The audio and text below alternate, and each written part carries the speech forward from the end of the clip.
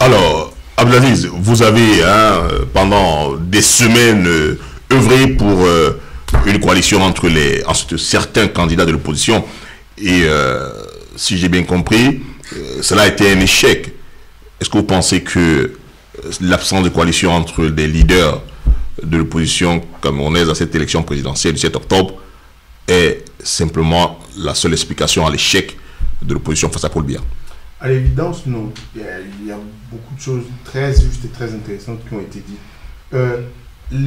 Avant 90, ceux qui avaient intérêt, ceux qui avaient milité, travaillé, je l'ai évoqué tout à l'heure dans une autre séquence de commandant qui s'abat, ceux qui avaient intérêt à ce que le système oujoulatiste tombe au Cameroun pour qu'il y ait une alternative, ont eu, comme on dit, cette maladie infantile.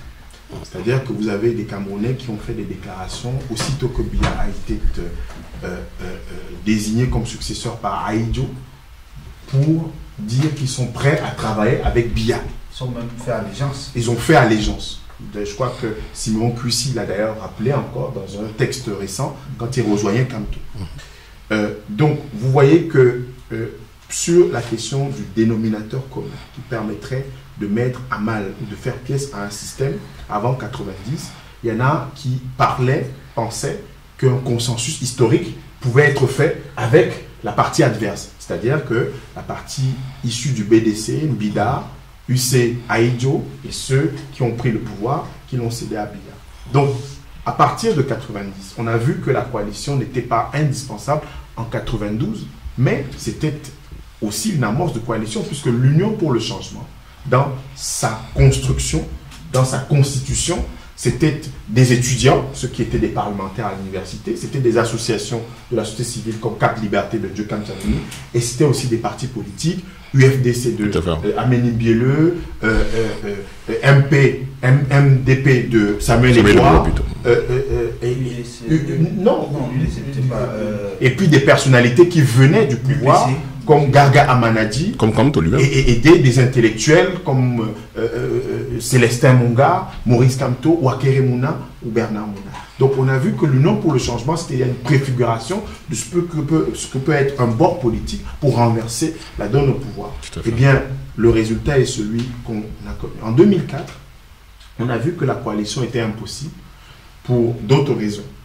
Namjoya a désigné à l'issue d'un processus avec un certain nombre de critères, et le leader du SDF qui était déjà dans cette logique de, entre guillemets, de cohabitation républicaine, on va dire, hein, pour utiliser les mots camerounais, avec le pouvoir, en conservant une sorte de statut, parce que ça fonctionne à la patrimonialisation. Il était le leader de l'opposition. Donc Fundi n'a jamais voulu perdre ce statut-là. Il préférait être leader de l'opposition plutôt que de soutenir une aventure qui allait être vouée à l'échec. Voilà. En 2004. Voilà, en 2004. Et en 2018, on s'aperçoit qu'elle est complexe. Elle est complexe parce que le Cameroun est un carrefour. Changement de génération, comme il a dit, mutation du monde, pouvoir vieillissant, usure du pouvoir, in fine, et que on aspire à autre chose. On a des acteurs qui interviennent, Akere Mouna et Maurice Kamto, qui ont déjà une assise personnelle dans leur trajectoire financière, intellectuelle, etc. Et on a ce renouvellement de génération dont fait part Léonard. Alors comment concilier ces deux éléments? Parce que le problème demeure. Je parlais tout à l'heure d'il y a 50 ans. Le problème demeure. Comment les Camerounais vont-ils parvenir enfin à décider par eux-mêmes de leur destin, à choisir leurs dirigeants? Est-ce que ça va se passer par le biais du one man, one vote d'un processus électoral? Auquel cas, il faut que ces réformes dont a parlé Cabral Libi dans l'interview de BBC, Joshua Oshie et bien d'autres, de manière structurelle, que ces réformes soient faites. Namjoya avait présenté une proposition de loi au Parlement, à l'Assemblée, pour que le code électoral soit réformé. Parce que c'est l'une des mères des batailles au Cameroun. Pour que la question de la coalition ne soit plus comme une sorte de condition sine qua non, il faudrait que les conditions de la désignation, du choix que les Camerounais font ou feront, soient clarifiées, réformées et totalement transformées. Et aujourd'hui, en l'état actuel, la situation, d'ailleurs post-électorale, appelle tout au moins à ce que les états généraux de l'opposition puissent être organisés. Pourquoi je le dis? Parce que pour terminer, les évocations que vous avez faites de la position de Joshua de Matomba, je pense que ce n'est pas normal. À un moment, il faudrait que les gens soient conséquents dans ce pays-là. On ne peut pas continuer à jouer un jeu faussement républicain et bis repetita. Au municipal et au législatif, on va se plaindre des mêmes choses. Moi, j'aurais préféré que Cabral Libi, Joshua Oshi, Kamto et les autres puissent s'asseoir au sortir de cette crise électorale, faire le bilan. Peut-être que c'est encore une conséquence de ce que... Ce n'est pas encore tard. Parce qu'on je pense que notre rôle aussi, c'est de les y encourager. Pourquoi? Parce que la question de la coalition, pour ma part, hein, elle n'était pas une sorte de fétiche comme ça. C'était pour que, si l'opposition perd les élections en 2018, qu'on ait la capacité ensemble de pouvoir contester, de pouvoir amorcer, de mettre en perspective un Cameroun nouveau avec des gens qui se diraient que les législatives, les municipales, eh bien cette mutualisation allait se faire. On a vu dans le contentieux électoral que beaucoup de partis nous disaient nous avons des scrutateurs. Beaucoup de partis nous disaient que nous couvrons les 24 000, sinon les 25 000 bureaux de vote. Moi j'ai suivi, je l'ai entendu, Jean Takougan et Joshua Oshi l'attester. Le SDF a fait une campagne en disant que nous avons déjà 5 000 bénévoles et nous allons aux 20 000 bénévoles. Je l'ai lu chez des soutiens du SDF et même chez le candidat du SDF qui l'a dit au cours de son meeting de Tchang.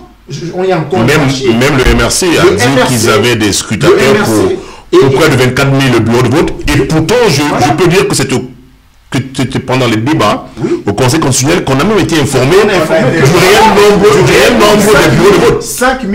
Non, je veux dire du réel nombre de bureaux de vote. C'est-à-dire qu'en d'autres termes, les leaders n'étaient même pas au courant du nombre de votes. Voilà. Le nombre de bureaux de vote. Et moi, j'ai lu, et d'ailleurs dans la campagne de levée de fonds qui était originale de Cabral Libi, il y avait cette idée que ça permettrait également de prendre en charge les scrutateurs du parti Univers, donc tout au moins du parti Univers 11 millions, qui ouvrirait l'ensemble du territoire. Je l'ai entendu, mais pourquoi les gens vont continuer à illusionner les Camerounais alors même qu'on sait quelle est la réalité? Et in fine, on a vu à la face du monde que les faiblesses structurelles de l'opposition sont celles-là.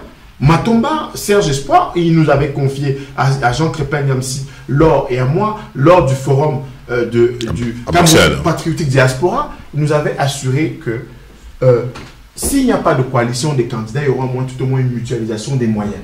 C'est-à-dire que les gens s'assiraient, passeraient des accords pour que l'ensemble du territoire, puisque Biya gagne, entre guillemets, dans la ruralité, dans les zones rurales qui ne sont pas accessibles à l'opposition. On vient de le voir à travers certaines vidéos, des gens qui votent allègrement, qui peuvent voter dans des bureaux de vote de village sans que personne ne soit là pour contrôler. Donc en fait, en réalité, cette question-là était aussi et surtout liée à cela, c'est-à-dire que à la mutualisation, c'est-à-dire que de manière pratique. Et ensuite maintenant, de manière pratique, et puis de mettre en perspective un Cameroun. Et puis Léonard, c'est intéressant ce qu'il dit. En termes dynamiques, il n'est pas tard. Et je pense qu'il y a des Camerounais qui doivent continuer à marteler, à dire à Maurice Kamto, à Cabral Libi, tout au moins, parce que ces forces qui sont émergentes, il faudrait que Kamto et Cabral Libi, parce qu'ils ont, moi je pense qu'on a une fenêtre de tir.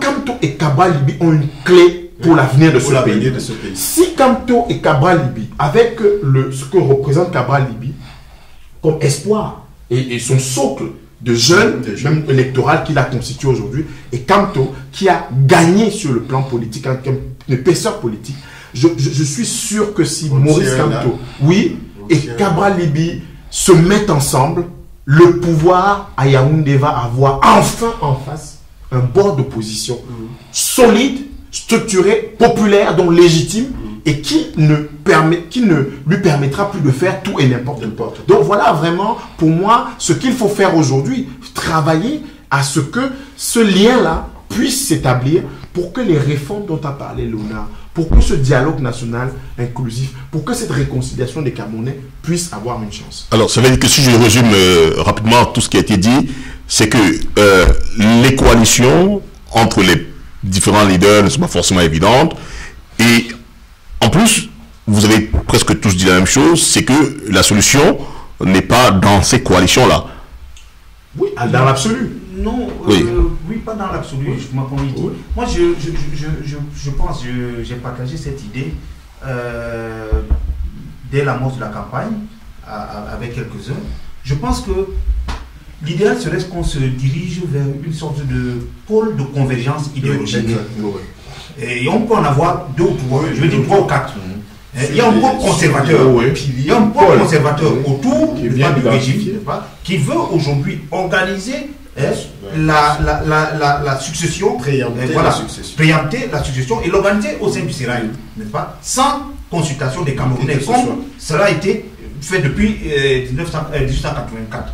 Il y a un pôle réformiste aujourd'hui, n'est-ce pas, qui est en fait représenté par la quasi-totalité ou l'essentiel des candidats qui étaient à cette élection. Il y a un pôle nationaliste, patriotique, qui a été absent de cette campagne électorale, mais qui n'est pas moins représentatif, parce qu'il faut se demander pourquoi, sur un potentiel d'à peu près 12-13 millions d'électeurs, on s'est retrouvé avec 3 millions de votants et 6 millions d'inscrits. Ça veut dire qu'il y a des gens qui disent que votre affaire-là ne nous concerne pas. Et qui sont ces gens-là? Pour la plupart, ce sont des patriotes camerounais, des nationalistes camerounais, qui, eux, n'aspirent pas à une alternance politique, mais à une alternative à ce régime. Ceux-là aussi ont intérêt, ils doivent être encouragés à se retrouver aujourd'hui, à se fédérer et à ne pas rester sur des querelles historiques de tel avec Raï, machin, qui se reconstituent. On se retrouverait donc avec 3 ou 4 pôles qui peuvent organiser aujourd'hui. Et un pôle panafricaniste qui est. Oui, mais le pôle patriotique est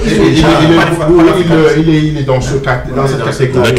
Oui. On peut aller vers cela, n'est-ce pas? On peut envisager que ce soit de façon, je vais dire, on peut avoir des accords de convergence, de façon diversifiée ou d'une façon plus unanime, n'est-ce pas, des états généraux de l'opposition pour essayer d'organiser cela. Ce serait l'idéal, parce qu'aujourd'hui, quand on dit, quand je dis à un étranger, le Cameroun compte 200 combien d'ethnies, 230 ethnies, et on a assez bizarrement aussi 230 partis politiques. Vous ne voyez pas que c'est assez bizarre. C'est vrai, c'est une belle remarque. Voilà. D'accord. Alors, je vais dire, est-ce qu'on pourrait aujourd'hui penser que, d'ailleurs, on l'a lu dans ce qui ressort un peu de l'opinion camerounaise, est-ce qu'on pourrait penser que la prochaine étape, c'est législative et qu'il faudrait se mettre ensemble, du moins que les leaders des partis de l'opposition camerounaise devraient se mettre ensemble pour avoir les chances d'être majoritaires à l'Assemblée nationale? Je pense que même si Cabral l'a évoqué dans son interview de la BBC, il n'a pas eu tort de l'évoquer. Hein. Je ne suis pas dans la logique ping qui consiste à croire que en s'écartant des institutions on pèse. Le siège vide a souvent été très dangereux pour les politiques. Il faut aller vers, pour faire simple et concret, je pense que l'avenir, c'est peut-être un grand mot, politique et de l'alternance au Cameroun, ou l'alternative au Cameroun, se joue entre deux pôles. Il y a Cabral et il y a Maurice Kamto. S'ils arrivent au moins à converger vers pas un accord global, ils ne pensent pas forcément, mais vers des synergies d'action, nous tenons là quelque chose qui peut nous donner. Et je ne suis pas pessimiste contrairement aux événements et par rapport à tout ce que nous vivons actuellement. Je pense qu'il y a eu un tournant pendant cette élection. Et que le meilleur est peut-être devant nous malgré les difficultés que nous vivons actuellement. Je ne sais pas si j'ai répondu actuellement. Oui, c'est plus ça. Oui, j'ai une question. Le Sénégal nous parle. Le Sénégal a le Beno-Sigui Sénégal qui a porté Macky Sall au pouvoir. Ousmane Tanor Dieng, le premier secrétaire du PS. Et Macky Sall était un des piliers des libéraux, PDS de Macky Sall, historiquement. D'Abdoulaye Macky Sall, je me suis répété. Et donc, ceux qui se sont opposés, même sur le plan idéologique, puisque c'était des affrontements sociologiques, et les libéraux, voilà, eh bien, ils se sont retrouvés sur une question simple. Est-ce que Abdoulaye Wade, on pouvait permettre ou laisser qu'Abdoulaye Wade rempile à son âge, etc. Eh bien, non. Et Tanor Dieng, Idrissa Seck, Macky Sall, Abdoulaye Bathily, ils se sont retrouvés dans la coalition Bénin Sénégal. En Gambie, une férule, un pouvoir féroce, dictatorial et des accents totalitaires de Yahya Jammeh a été renversé par Adama Barrow, qui était le plus petit dénominateur commun au sein d'une classe politique et société civile. Eh bien, ils ont fait le travail. L'élection à 2 tours a été transformée en une élection en 1 tour, enfin, à la faveur du changement constitutionnel en 2014. Eh bien, ils se sont adaptés à ces conditions institutionnelles et ils ont bâti une stratégie. Donc, je veux dire que, en reprenant à mon compte la prospective sur la base justement des lignes de force qui se sont dégagées que tracé Léonard, je veux dire que le SPD allemand, le CDU allemand qui gouvernent ensemble dans le cadre d'une coalition, il faudrait qu'on apprenne aussi des choses. Il faut libérer ce pays. On doit libérer le Cameroun. On doit libérer le Cameroun de l'arrogance. On doit libérer le Cameroun de ce que le militaire va venir tirer sur un manifestant qui est sorti pour revendiquer, etc. Et on doit libérer le Cameroun de ces manifestations qui finissent par des morts. On doit libérer le Cameroun de quelqu'un qui a pour seule ambition de mourir au pouvoir. Et pour cela, je pense que la question idéologique est moins importante que le sursaut. Le sursaut, c'est ce auquel on appelle Maurice Kamto, Cabral Libby, et dans une moindre mesure, s'il le souhaite, Joshua Oshie, s'il sort un peu de cette position arrogante de parti qui exerçait un leadership de l'opposition, qui est frustré, mais on n'a pas besoin de ça. La question qui nous importe aujourd'hui, c'est ce pays, le Cameroun. Il faut enfin que les Camerounais choisissent leurs dirigeants, maîtrisent leur destin, et ça passe par cette passerelle, ce pont établi entre un jeune qui a 38 ans et un Camerounais accompli qui en a 64 et qui peut permettre que la transition se fasse dans ce pays. Voilà le sursaut. Parce que si on va sur les lignes de démarcation idéologique, on n'en sortira pas. Puisque le pôle panafricaniste nationaliste est dilué plus ou moins dans les G20, soutient un tel, un soutient un autre. Oui, parce qu'il n'a pas trouvé l'homme de son décès. Exactement. Parce qu'il ne s'est pas retrouvé autour de son socle. Oui, pour les sortir. Oui, mais en fait, il n'y a pas de divergence entre ce que nous disons. Parce que dans ma lecture, je situe en même temps Cabral Libby et Maurice Kamto, n'est-ce pas, dans ce pôle réformiste. Oui, tout à fait. Des gens dans le pôle réformiste. Ce qu'ils proposent, c'est quoi? Comment on peut rendre ce régime plus efficace? Plus efficace, c'est ça. Ils ne disent pas que le régime est mauvais, comme le disait Bangwak. Changer les paramètres. Changer les paramètres, pas le logiciel. Donc, c'est les paramètres. Ils se disent, voilà, en injectant plus de ceci, en enlevant moins de cela, en essayant de quadriller ceci, n'est-ce pas, on peut être un régime plus efficace et nous avons la prétention de pouvoir vous y conduire. Mais c'est extraordinaire ce que dit Léonard, parce que pendant la campagne, puisque vraiment cet engouement et les programmes, bon, j'avais l'oreille très et le nez creux pour écouter, sentir.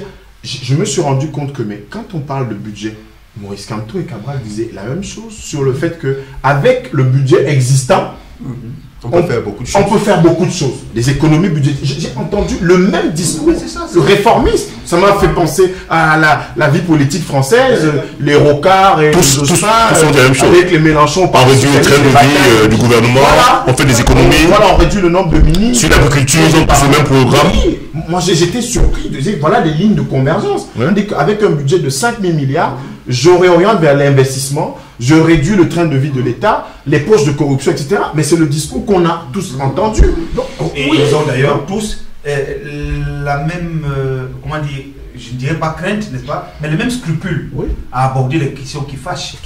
Le franc CFA. Le franc CFA. L'appartenance au précaré français. Exactement. Notamment. Parce que là, justement, c'est autour de ça que les patriotes, le pôle patriotique, lui, et même les questions patriotiques dit, nous n'avons rien à faire, n'est-ce pas, dans la France-Afrique. Très bien. Nous avons intérêt à nous tourner vers notre grand voisin, le Nigeria, avec lequel nous pouvons constituer un tandem efficace, n'est-ce pas, sur la région du Golfe de Guinée, et nous n'avons rien à faire avec le franc CFA. Vous voyez, donc, il y a des pôles de convergence, même sur le plan idéologique et politique. Entre eux, il y a des pôles de convergence.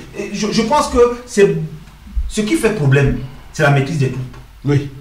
Certains ont peut-être peur de perdre une partie de leur troupe, n'est-ce pas, en tenant un discours, voilà, en montrant que, bon, d'ouverture, voilà, c'est pour cela qu'il est important de les y encourager. Voilà. C'est pour cela qu'il est important d'essayer de, comment dire, de ramener les choses à leur juste proportion.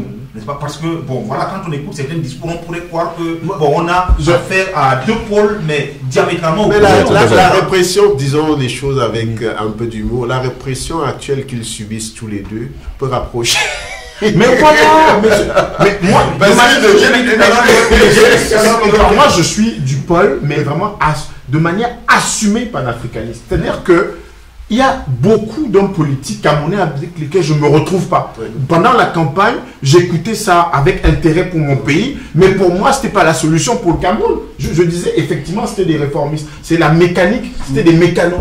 Mais où j'ai évolué, c'est que avec cet engouement, je me dis que mais si ça peut permettre que le pays change et que nous venions porter des projets qui soient des projets qui correspondent à des aspirations de Camerounais, mais pourquoi pas? Mais c'est de cela qu'il s'agit. C'est-à-dire que je ne veux pas savoir si je suis d'accord avec Maurice Kamto Cabral-Libye aujourd'hui. Je prends acte, je considère que, comme d'autres Camerounais, qu'il y a quelque chose qui se passe. Et que ce sont deux leaders qui ont émergé et qu'ils ont intérêt à s'entendre pour que nous puissions perforer et que les choses puissent avancer. Voilà. Donc la question du sursaut collectif se trouve là.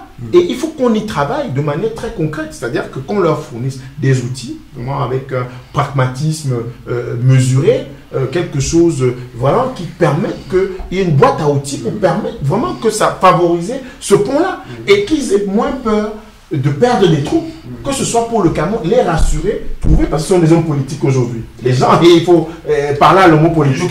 Je crois qu'au-delà de cet aspect qui est quand même fondamental, il y a un autre aspect aujourd'hui, c'est celui de la stratégie. Parce que on est sorti de la Cour constitutionnelle avec, j'allais dire, l'avis presque unanime d'une partie majoritaire, n'est-ce pas, de la classe politique, des acteurs politiques qui étaient dans la conviction que cette élection n'était ni juste ni équitable. Ah oui, conseil constitutionnel, sorti du conseil constitutionnel. À partir de là, quelle est la stratégie? Alors, il faut aussi peut-être qu'il y ait une concertation, n'est-ce pas, sur la stratégie. Parce que moi, là où je peux avoir quelques peurs, n'est-ce pas, c'est que certains se laissent peut-être entraîner dans un radicalisme qui se laisse enfermer, n'est-ce pas, par... malgré eux, n'est-ce pas, par un radicalisme qui va les orienter, et je veux dire qui va les désaxer de leur... qui va servir le pouvoir. Donc là aussi, il y a aujourd'hui c'est là où les acteurs de la société civile et les autres doivent faire un travail. Faire ce travail. Et ce rapprochement doit être... Nous sommes les ponts. Oui. Il faut qu'on établisse le pont entre ces différents hommes politiques qu'on a évoqués. Il faut qu'on établisse le pont. Si on ne l'a pas fait avant la campagne, si on n'a pas fait peut-être que voilà, mais maintenant on a l'occasion de faire quelque chose. Je pense qu'il faut faire quelque chose. D'accord. Encore 3 questions. Émission, oui, encore 3 questions seulement pour boucler cette émission. Je voudrais la poser à chacun de vous, même si j'estime que la réponse est presque connue, sauf que vous ne l'avez pas, à mon avis, clairement dite. Devrait-on comprendre que, avec ce qu'on a vu pendant les débats au Conseil constitutionnel, c'est-à-dire que les procès-verbaux qui sont importants pendant le litige sont ceux de l'ICAM, peut-on vraiment croire que lorsque ces leaders de position se mettront ensemble, pour les prochaines législatives par exemple, le résultat pourrait être différent que celui qu'on a eu récemment? La question est posée. Je vous laisse libre. Je vous laisse libre de répondre. Je peux y répondre. Non, ne perdons pas de vue quelque chose qui est essentiel. La politique, c'est d'abord les rapports de force. Alors, on peut épiloguer sur les institutions, mais il ne faut jamais oublier la question des rapports de force. Et les rapports de force se construisent. Aujourd'hui, on a une situation de fait. Le NDP, c'est un parti État. Et il ne veut pas que cela soit remis en question. Mais, de la même manière que il a été poussé à envisager une éventuelle concurrence qui ne lui plaisait pas forcément, on peut l'amener, n'est-ce pas, à aller au-delà. Mais ce n'est pas les rapports de force. Et ce que je veux dire, c'est que celui qui tient les cartes à main, c'est le peuple camerounais. Tout dépend des Camerounais. Tout dépend des Camerounais, fondamentalement. Et il faut que, je veux dire de façon constante, mais pertinente, n'est-ce pas, et puissante, que et les acteurs politiques, les leaders politiques et la société civile continuent d'interpeller les Camerounais pour leur dire que cette situation-ci ne peut prévaloir que si vous le voulez. Si vous ne voulez pas, cela va changer. Vous voyez? Parce qu'en même temps, on fait comme si le régime fait une démonstration de force, de bras de fer. Mais en réalité, c'est pour cacher sa faiblesse. Il est plus que jamais faible. Il est plus que jamais affaibli. Parce que c'est un régime qui est structuré autour d'une personne qui perd de plus en plus ses moyens physiques. Peut-être même intellectuels aussi. On ne peut pas ne pas être en mesure de faire plus de 7 minutes de campagne électorale et être en mesure de diriger un pays pendant 7 ans. Donc, il y a aussi une faiblesse de ce côté-là. Mais c'est une faiblesse qui est voilée. Et comme ils ont pour le moment la force répressive et qu'ils l'utilisent et même abusivement, on ne se rend pas compte qu'en face, il y a un camp qui est affaibli. Et c'est d'autant plus affaibli que nous connaissons la situation qui prévaut au nord-ouest, au sud-ouest. Aujourd'hui, ceux qui s'engagent dans la répression des manifestations, est-ce qu'ils peuvent le faire pendant 1 mois, pendant 2 mois, en continuant de soutenir l'effort de guerre qu'il faut au nord-ouest, au sud-ouest, à l'extrême nord? Est-ce qu'ils peuvent le faire? Donc, ce qu'ils font, ils font en sorte que tout s'arrête très rapidement parce qu'en fait, sinon, ils ne pourraient pas tenir. Mais ce n'est pas là la question. Il faut que le régime lui-même revienne à la raison et se rende compte que la guerre coûte plus cher que la concertation. Abdelaziz, c'est une question. Oui, alors, quelqu'un disait que le courage, c'est de ne pas sombrer dans les nuées de la guerre et que c'est la capacité à vaincre, à convaincre sans vaincre, et qu'on a dans notre pays un régime qui pense que le seul fait de posséder ce qu'on appelle le monopole de la violence légitime, il y a l'État. On a entendu des ministres à Tangandi. Légitime ou légal? Le monopole de la violence légitime, c'est la définition weberienne. Voilà. Et Atangandi qui a dit que l'État est un monstre froid. Le langage des dirigeants camerounais sur l'État est toujours un langage macabre, un langage de férule, un langage de force. D'ailleurs, je pense que le slogan du président Biya, c'est davantage l'expérience de la force plutôt que la force de l'expérience. Parce que si la force de l'expérience sert à nous dire que le Cameroun, qui était naturellement un pays qui devait accueillir au moins 3 Coupes d'Afrique des Nations après 72, et qu'on en soit encore à des petites combines où Samuel Eto'o va chercher le président de la CAF pour l'amener en pleine période électorale dans le pays de Samuel Mbappé-Lépé, de Roger Mila, de Samuel Eto'o, du pays de Thomas Nkono qui a été 2 fois ballon d'or africain, et de Kylian Mbappé et bien d'autres, de Boumsong et d'autres. Je pense que en fait, ce qui s'est passé au Conseil constitutionnel, d'ailleurs, c'est pour cette raison que c'est très bien que les partis aient compris que là-bas, on allait exercer une fonction tribunicienne et non pas obtenir un gain de cause. Parce que c'est pour ça que la question de la socialisation électorale politique qu'a exercé Cabral Libye, parce que c'est ça aussi, un parti politique. C'est-à-dire qu'à mener des gens qui étaient désespérés ou des catégories professionnelles ou sociales à pouvoir s'intéresser à la politique. Donc ces fonctions-là, elles sont en train d'être exercées peu ou prou, même inconsciemment par les partis politiques. Ce qu'il faudrait, c'est en avoir conscience, donc travailler sur le plan stratégique, s'organiser, être plus professionnel. Ceux qui sont professionnels sont ceux qui tiennent le pouvoir au Cameroun. Pour des raisons évidentes, ils ont l'État, c'est un parti État. Pour des raisons évidentes, ils ont les moyens. Les moyens de l'État sont mis au service du candidat ou du président Biya. Mais ceux qui ont ce rêve, entretiennent ce rêve, ces aspirations pour les Camerounais, parfois on constate que c'est un peu à la petite semaine. Je suis désolé de le dire, mais je l'ai encore perçu à travers cette campagne électorale. Il y a des gens qui ne s'étaient pas vraiment préparés et qui ont eu la grâce de leur talent oratoire, de leur éloquence, ou bien d'une sorte d'adhésion de l'opinion pour pouvoir, comment dirais-je, faire valoir leurs idées. Donc je pense que ça, il faudrait corriger cela. Pourquoi je le dis? Parce que Clément Atangana, et on l'avait dit sur ce plateau, n'a pas été ramené de la retraite pour venir de Souba Paul Biya. Mais oui, Clément Tangana ne peut pas être sorti de la retraite pour envoyer Paul Biya à la retraite. Oui, et regardez comment, au Cameroun, vous avez une institution qu'on attend depuis 20 ans, le Conseil constitutionnel, comme d'autres. Et au moment où on la met en place, ce qu'on choisit de faire, c'est de construire la résidence du président du Conseil constitutionnel plutôt que le siège du Conseil constitutionnel. Regardez un tout petit peu l'échelle 250 millions des d'euros, priorités et l'échelle des priorités. Ça veut dire que la question du pouvoir au Cameroun, c'est la jouissance du pouvoir. Ce sont les avantages conférés par le pouvoir. Ce sont les attributs du pouvoir et non même pas simplement les attributions, mais les attributs du pouvoir. Le président du Conseil constitutionnel au Cameroun a dit à des Camerounais qui étaient il n'était pas en position de justicier, il a dit que c'était des débats. Comment on peut inviter des gens, faire venir des gens pour un débat et leur dire que ça fait 2 jours qu'on vous supporte? Ça fait 2 jours qu'on vous supporte. Il y a des expressions comme ça qui passent, qu'on entérine et qui sont complètement banales au Cameroun. Donc, je veux dire que le Conseil constitutionnel, pour moi, pour ma part, ce n'est pas la Cour suprême des États-Unis. Non, son indépendance, je la remets, mais fondamentalement en cause. Et je ne suis pas sorcier ou oracle quand je le dis. On ne peut pas avoir un Conseil constitutionnel. D'ailleurs, dans la lettre de la Constitution, personne ne vous a jamais dit qui a nommé.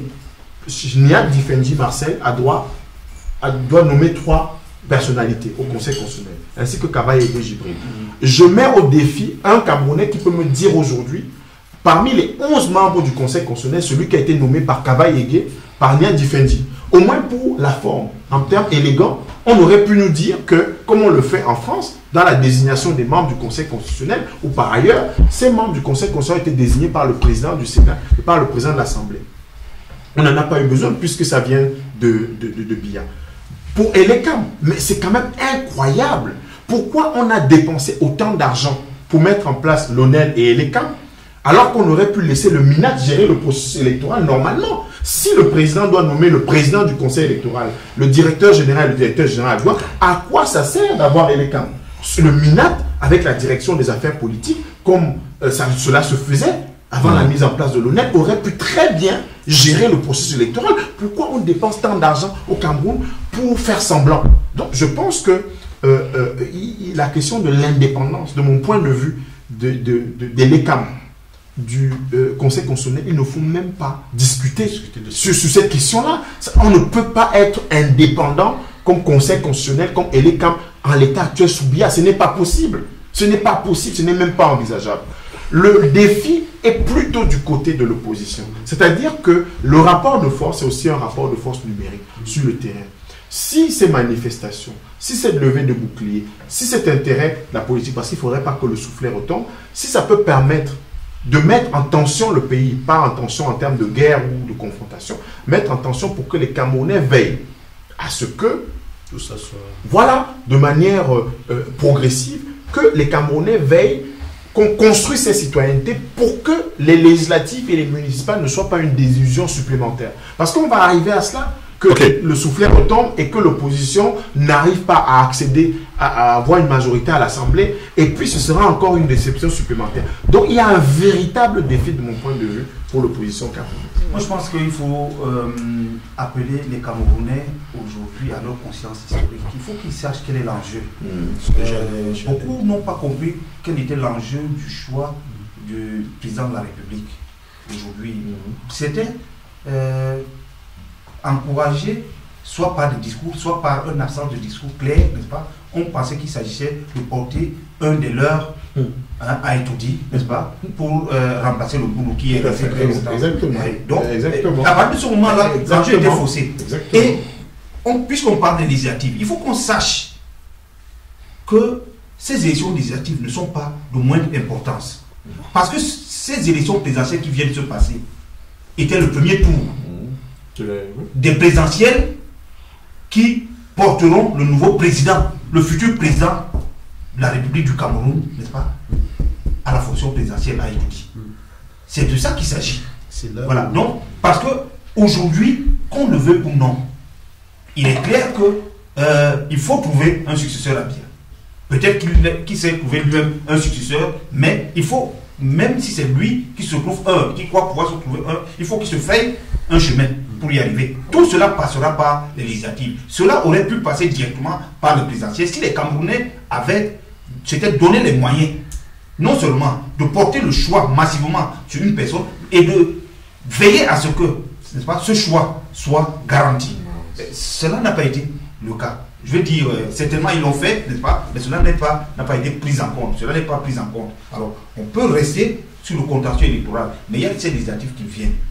Hein? Si le RDPC s'arroge de nouveau, comme ils sont bien boutons, ils peuvent le faire. Hein? Voilà, 90%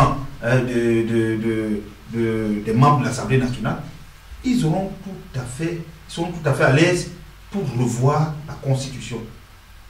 Aujourd'hui, chaque fois que le président de la République a été interpellé sur la question de la succession, il n'y a pas répondu parce qu'il n'y a pas un cadre juridique, institutionnel, et aussi parce que, bon, voilà, c'est un sphinx, hein, il est un peu fouettiste sur ce plan. Il ne veut pas parler de sa succession, de son vivant, mais la question s'impose. Et donc, il faut que les Camerounais envoient à étudier, et je veux dire au palais de verre, je ne sais plus s'il est encore en verre ou s'il est en paille, n'est-ce pas, mais à ce qui en tient lieu à Nguaïkele, à l'Assemblée nationale, des députés qui vont garantir de ce qu'il n'y aura pas un trafic pour nous imposer un président dont nous n'aurons pas voulu. Ok, alors, oui, je la même question, effectivement. Pour rebondir, parce que l'enjeu, moi je perçois l'enjeu des semaines, mois et peut-être années qui viennent pour les Camerounais, hein, c'est de ne pas être pris, être vraiment les otages, c'est ce qu'on a vu pointer de cette élection, d'une impossibilité, je dirais incapacité, impossibilité, parce que c'est tabou au sein du parti au pouvoir de parler de la succession. Parce qu'au sein du RDPC, ils ne veulent pas aborder cette question, ils sont en train de nous la repousser jusqu'aux limites où nous n'en pouvons plus. Et nous devons faire comprendre aux Camerounais que nous ne pouvons plus être les otages de ça. Parce que c'est ça qui se dessine là. Donc c'est ça l'enjeu aujourd'hui. Et devant cet enjeu-là, c'est le rapport de force qui déterminera, le rapport de force qu'on saura créer dans la société civile, dans la population, au-delà des partis politiques, et même, je dirais, de la violence qu'on voit s'exprimer. La répression n'est qu'une manifestation de la faiblesse et de la fébrilité du pouvoir. Intégrons-le. Le rapport de force qu'on saura créer là fera que d'une certaine manière ou d'une autre, ce pouvoir doit, ou ce pouvoir, ou ceux qui le pousseront à le faire à travers les élections législatives, par exemple, on doit revoir tout le processus d'ensemble, le processus électoral. Mais il faut vraiment veiller à ce que on ne nous déporte pas dans des problèmes internes au RDPC qui n'ont pas su résoudre ou qui ne veulent pas résoudre parce qu'ils sont des Bantous avec une conception patrimoniale. Ça ne nous concerne pas. Ils n'ont pas le droit de prendre un peuple, un pays en otage pour ça. C'est leur problème. Ils n'ont pas voulu régler ce problème de Paul Biya qui, au niveau de la succession, il faut qu'on aille. On a vu à travers cette élection des possibilités de sortie sur lesquelles on ne pensait même plus qu'elles étaient possibles. Donc, allons vers ça. Et il y a des possibilités. Soyons optimistes. Il y a un rapport de force. Il faut qu'on gagne ce rapport de force de manière apaisée, pacifique, parce que c'est comme ça. Et il y a une possibilité. D'accord. La dernière question, et puis on aura fini, parce que le temps est parti, est tel que je ne peux pas poser mes deux dernières questions. Je pose la dernière question. Comment finira cette histoire? Bien malgré celui qui peut le dire au jour d'aujourd'hui. Je ne sais pas si ça a déjà bien commencé. Je pense qu'on esquisse les commencements. Non, comme on a dit, tout dépendra des Camerounais. Tout dépend des Camerounais parce que, oui, c'est légitime quand on se sent frustré d'une élection sur laquelle on s'est investi, que ce soit au niveau de la préparation, financièrement, intellectuellement et autres, n'est-ce pas, qu'on a déployé ces efforts, que des gens sont sacrifiés, n'est-ce pas, et qu'on se sent frustré d'une victoire légitime, on est poussé à ne pas se taire. Mais maintenant, si ces leaders politiques qui veulent que justice leur soit rendue, puisque cela n'a pas été le cas manifestement au Conseil constitutionnel, se retrouvent isolés. L'affaire risque de ne pas aller très loin. Donc tout dépendra des Camerounais. Est-ce que les Camerounais se sentent concernés, impliqués, n'est-ce pas? On a eu une esquisse aujourd'hui, et moi je terminerai par le mot que j'ai dit au tout début. Le régime en place est en train d'aider l'opposition. Nous avons eu l'information des tirs. Je pense que ceux qui estiment que, après l'avoir expérimenté dans le nord-ouest, dans le sud-ouest, n'est-ce pas, que c'est une solution pour museler le peuple camerounais aujourd'hui, se trompent. Mais absolument. Ils se trompent absolument. Quand même, on aura embrigadé tout le peuple qui est sur le territoire national, la diaspora, elle, aujourd'hui, qui est vent debout, se taira-t-elle? Donc, je pense que si le régime ne comprend pas, ne perçoit pas très rapidement qu'il est dans son intérêt, après qu'il se soit octroyé ces 7 ans, n'est-ce pas, d'aller vers l'apaisement, de proposer des voies de sortie de crise par le dialogue, n'est-ce pas, et par la résolution des problèmes fondamentaux qui sont posés notamment sur le code électoral, sur les lois répressives, n'est-ce pas, et ainsi de suite, n'est-ce pas. Si le régime ne le perçoit pas, eh bien, il va contribuer à renforcer le camp des contestataires, et en ce moment-là, le rapport de force dont nous parlons se renversera en sa défaveur. D'accord. Abdelaziz, les manifestations à Paris, en Allemagne, à Douala, aux États-Unis, comment finira cette histoire? Moi, je crois qu'il y a une triple chose. Un devoir d'humilité, un impératif de la réconciliation, du dialogue, et le défi de la reconstruction. Le devoir d'humilité concerne au premier chef Paul Biya. Paul Biya ne peut pas être élu dans les chiffres à Tangana et Sombe, Minat, RDPC et les CAM. Juste pour rappeler les chiffres, Gaga Man a plus d'électeurs dans le Fundi qu'il n'en a dans tout Yaoundé. Exactement. Voilà les chiffres. Donc Fundi a demandé. C'est vraiment une crue historique. 71% de 3,5 millions de Camerounais, donc 2 400 000 à peu près, ne peuvent pas conférer une légitimité en l'état actuel à un chef d'État qui a 36 ans de pouvoir. Donc, la première personne à laquelle, la première personne qu'il faut interpeller, à qui s'adresse ce message, c'est d'abord Paul Biya. Quel que soit le cas. C'est-à-dire qu'on nous dirait qu'il a gagné avec 3-4 millions, que ce serait la même chose. On ne sait pas combien de Camerounais nous sommes aujourd'hui. On s'appuie sur un taux de croissance démographique de 3% pour situer la fourchette entre 23 et 25 millions. On est bien au-delà. On est bien au-delà des 11 millions de citoyens qui peuvent voter. On est bien au-delà. On est au moins, au bas mot, à 14-15 millions de Camerounais. Donc, dans ces circonstances-là, dans ce cas-là, en s'appuyant sur cela, comment peut-on réprimer, avoir le glaive, n'avoir que le langage du bâton dans un pays aussi morcelé, aussi difficile? Donc, devoir d'humilité. Ça s'applique autant à Biya, au premier chef, puisque c'est lui. Et je pense qu'en m'adressant à Biya, puisque c'est le nœud du problème, c'est le nœud du problème qu'il faut détacher, c'est que Biya a souvent changé d'avis sur des questions. Tout au moins, il a montré qu'il peut changer d'avis. On doit amener cet homme, ce président, à comprendre que mourir au pouvoir ne peut pas tenir de projet de vie. Mourir au pouvoir ne peut pas tenir lieu de projet de vie dans un pays qui est en train de mourir précisément. On ne peut pas. C'est-à-dire que le nord-ouest et le sud-ouest, on a demandé à des Camerounais de cotiser de l'argent pour les déplacés et les réfugiés.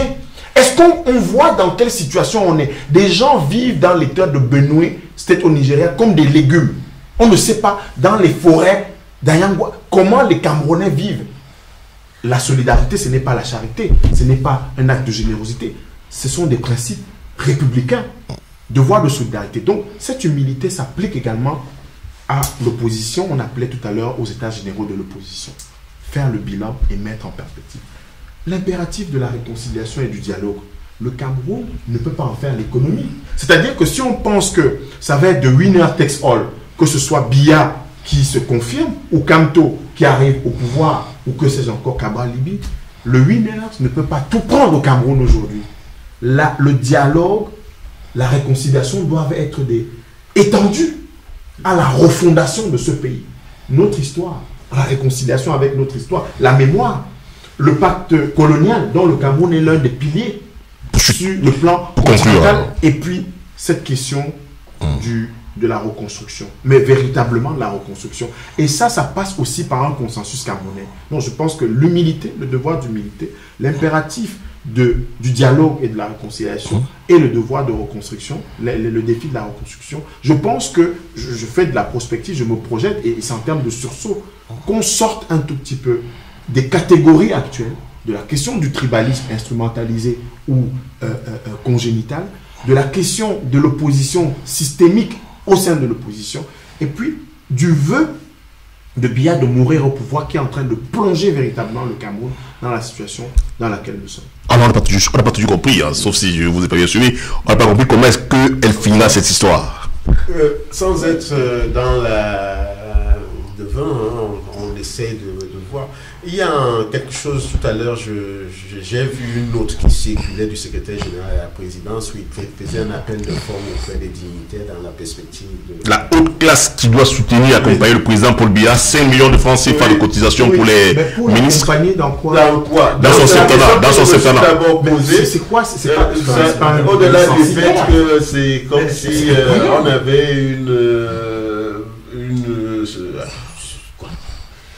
il y a quelque chose qui m'a touché là-dedans, parce que quand j'ai entendu parler de l'isolement, du risque d'isolement qui guette l'opposition, le risque d'isolement aujourd'hui ne guette pas seulement l'opposition, le risque d'isolement guette le pouvoir en place. Parce que lorsque vous avez un pouvoir qui manifestement est dans un tel déficit de légitimité, quoi qu'on dise, c'est vu, c'est connu, il y a un problème véritable qui est que s'ils s'engouffrent comme ils le font dans une stratégie de répression à tout va, il faut assumer parfois la stratégie aussi qui peut être celle des forces de la société civile, de dire ce pouvoir-là, il faut l'isoler de la scène diplomatique internationale.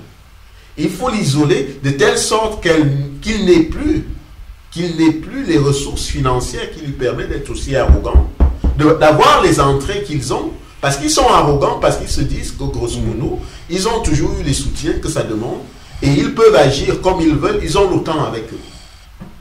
Il faut assumer en disant, dans la position où est le Cameroun aujourd'hui, le nord-ouest et le sud-ouest, sur un plan économique, c'est mort.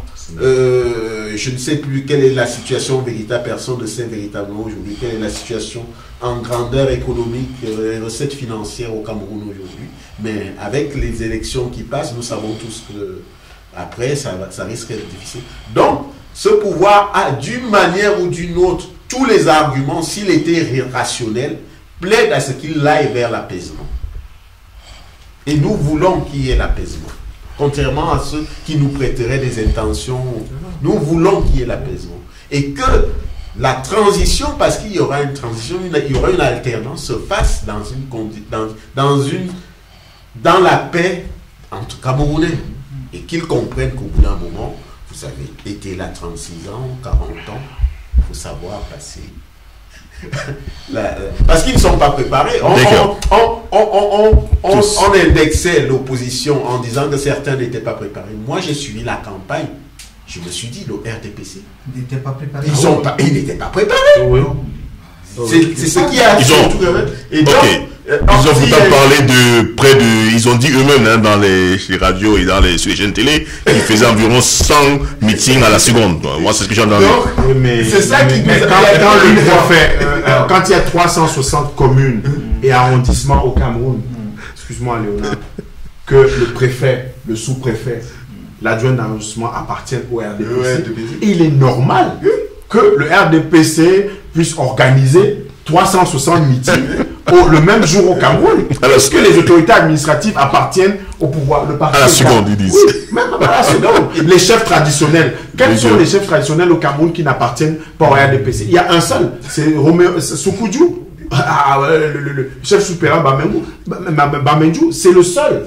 C'est le chef traditionnel au Cameroun qui n'a pas de carte au RDPC. Et donc, tous les chefs traditionnels au Cameroun appartiennent au RDPC. Les sous-préfets, les préfets, les gouverneurs, les colonels, les ministres dans chaque département. Pourquoi vous ne voulez pas qu'un tel parti organise des meetings pour 6 sorties, ce serait quoi? Soit une sortie par l'opposition, actée par eux, parce qu'ils seront acculés sur tous les plans, économique, diplomatique, interne, l'impopularité étant, soit une stratégie concertée en se disant, nous sortons par le haut en actant que ce peuple ne veut plus de nous et que nous actons d'une manière ou d'une autre qu'il y aura une transition dans ce pays. C'est tout. Je crois que dans tous les... C'est ça pour clore. Dans tous les états de figure, il y a aujourd'hui un changement de paradigme. Que les uns et les autres gagneraient à prendre en compte. Le RDPC, comme tu l'as dit, je veux dire, le régime en place a toujours fonctionné en se disant, mais voilà, nous avons toujours des soutiens dont nous avons besoin, et donc aussi longtemps que nous tenons la maison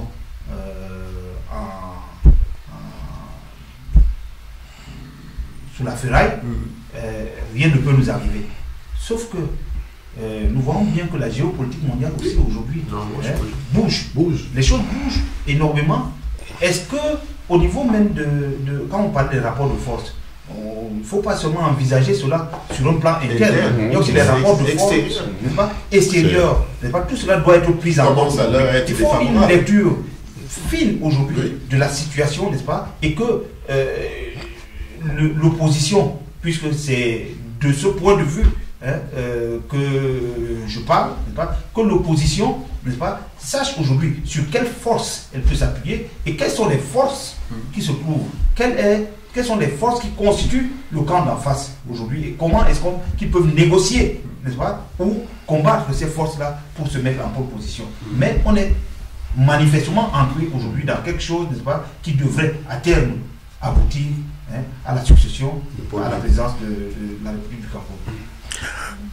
Merci pour vos interventions et pour vos commentaires et autres décryptages de tous ces événements post-électoraux, et y compris donc de l'élection camerounaise qui s'est tenue le 7 octobre dernier. Cette émission est arrivée à son terme. Merci d'avoir été des nôtres. Nous vous disons à bientôt. Au revoir.